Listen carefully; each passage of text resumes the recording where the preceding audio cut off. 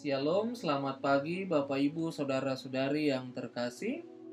Saat ini saya mengajak kita semua untuk mengikuti renungan harian yang dikeluarkan oleh Sinode Gereja Kristen Oikumene di Indonesia (GKO) dengan berpedoman pada pola pembacaan Alkitab 4M. Mari kita berdoa. Ya Tuhan, terima kasih untuk kehidupan di hari ini. Ketika kami akan melakukan aktivitas kami di sepanjang hari ini, kami membutuhkan Tuhan hadir melalui firman-Mu, sehingga firman-Mu boleh menjadi penuntun bagi kami, pengarah bagi kami untuk terus bertumbuh dan berjalan bersama dengan Tuhan. Dalam nama Tuhan Yesus Kristus, amin. Bapak Ibu Saudara-saudari yang terkasih, untuk merenungkan firman ini saya Pendeta Arthur Patinama bersama istri Ibu Vera secara bergantian mengajak kita semua untuk menerima, merenungkan, melakukan dan membagikan firman Tuhan dari Kisah Para Rasul 18 ayat 25 dengan tema Pelayan Jalan Tuhan. Kisah Para Rasul 18 ayat 25. Demikianlah firman Tuhan. Ia telah menerima pengajaran dalam jalan Tuhan. Dengan bersemangat ia berbicara dan dengan teliti ia mengajar tentang Yesus. Tetapi ia hanya mengetahui baptisan Yohanes. Pertanyaannya, siapakah Apolos dan bagaimana latar belakangnya? Lalu, apakah yang dapat kita pelajari dari kisah Apolos? Ya, pada bagian ini kita melihat muncul tokoh baru dalam misi pekabaran Injil, yaitu Apolos. Apolos berasal dari Alexandria. Jumlah orang Yahudi di kota itu cukup banyak dan begitu kuat. Di antaranya Yosefus dan Philo.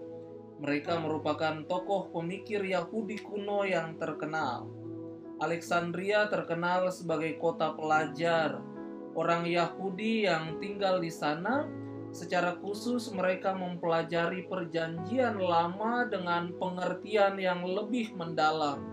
Oleh karena itulah, Apolos sangat berguna dalam menghadapi orang Yahudi, sebab ia bisa membuktikan bahwa perjanjian lama telah memberitakan sebelumnya tentang kedatangan Yesus sebagai Mesias. Jika Paulus bertobat melalui kisah supranatural dramatis lewat perjumpaannya dengan Yesus, Apolos di sini hanya disebutkan ia telah menerima pengajaran dalam jalan Tuhan, yang artinya itu semua telah melewati kajian dan perenungan yang mendalam. Ya, hal itulah yang membuat Apolos sangat mahir dalam kitab suci. Dan dia juga disebutkan di sini, ia fasih berbicara dalam menjelaskan kitab suci.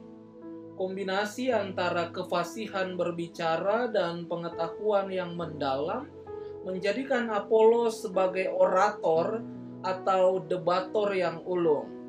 Apalagi didorong dengan motivasi yang sungguh-sungguh melayani Tuhan.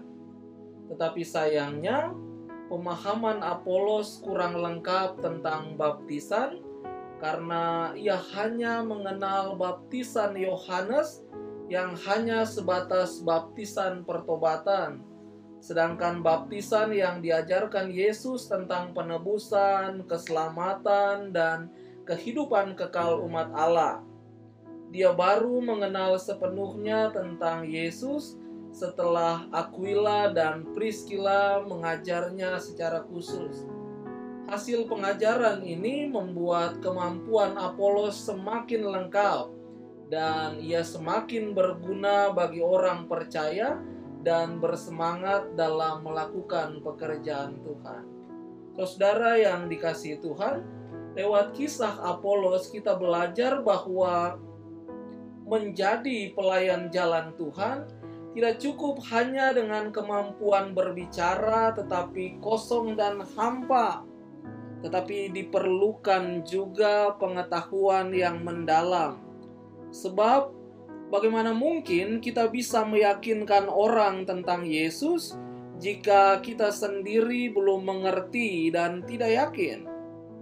sama seperti tukang obat yang hanya pintar meyakinkan orang, tetapi sebetulnya dia sendiri tidak yakin. Itu sebabnya kita perlu untuk terus-menerus mengoreksi diri. Kehidupan kekristenan kita adalah proses untuk kita bertumbuh dari hari ke hari dalam pengenalan akan Tuhan. Yang penting bagi kita semua sekarang saat ini adalah mau belajar dan terus belajar, bercermin dan terus bercermin, mau dengar-dengaran terhadap apa yang dikatakan Roh Kudus kepada kita. Jika kita tidak melakukan ini semua, bisa-bisa bahtera kita menjadi bahtera yang bukan apa-apa dan bukan siapa-siapa. Karena itu, apa gunanya garam kalau sudah tidak asin selain diinjak dan dibuang orang?